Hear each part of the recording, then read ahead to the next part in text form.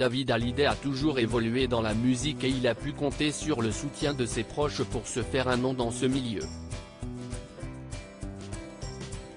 Son beau-père, Tony Scotti, a joué un rôle important dans sa carrière. Vous me manquez là, s'était confié David Hallyday sur Instagram, il y a quelques mois. En 2020, l'artiste sortait un tout nouvel album, composé de 11 titres qui dénonçaient l'inhumanité croissante dans le monde. Depuis, le chanteur s'est fait silencieux et la crise sanitaire y est pour quelque chose. En ce début d'année 2023, David Hallyday semble vouloir rattraper le temps perdu avec un nouvel album et la sortie d'un documentaire inédit, coproduit par Paul Belmondo. Paul m'avait dit que plein de jeunes artistes faisaient ce genre de documentaire. J'étais d'autant plus légitime à parler de mon parcours, avec l'idée de laisser une trace pour mes descendants, s'est confié David Hallyday à nos confrères de Télé 7 jours. Un documentaire qui sortira le 3 avril prochain sur la chaîne Canal+ Doc.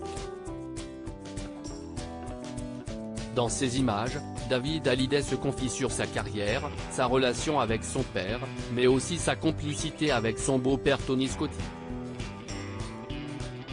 Le destin de David Hallyday changé grâce à Tony Scotti à mes débuts, en dehors de ma famille, plein de gens me soutenaient que je n'étais pas assez bon pour faire carrière, a expliqué David Hallyday qui a pu trouver du soutien auprès de ses proches et notamment de son beau-père Tony Scotti, avec qui Sylvie Vartan est mariée depuis 1984. Si est si important de rendre hommage aux gens qui vous ont aidé et qui vous aiment.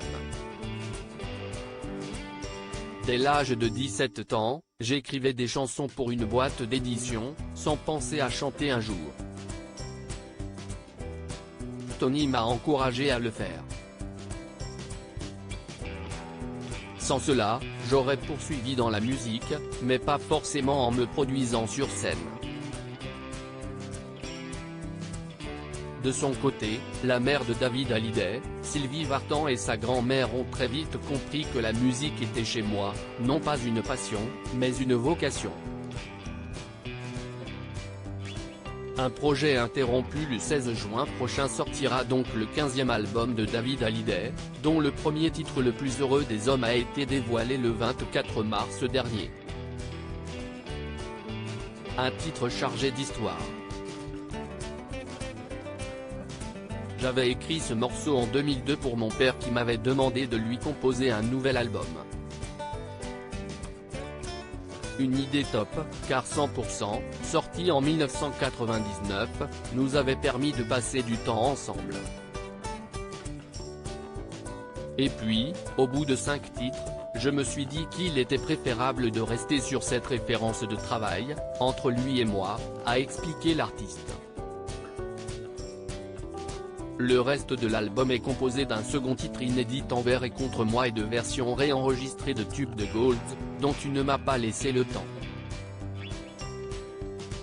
À lire aussi, David Hallyday nous raconte la belle histoire avec son père derrière sa nouvelle chanson, Le plus heureux des hommes.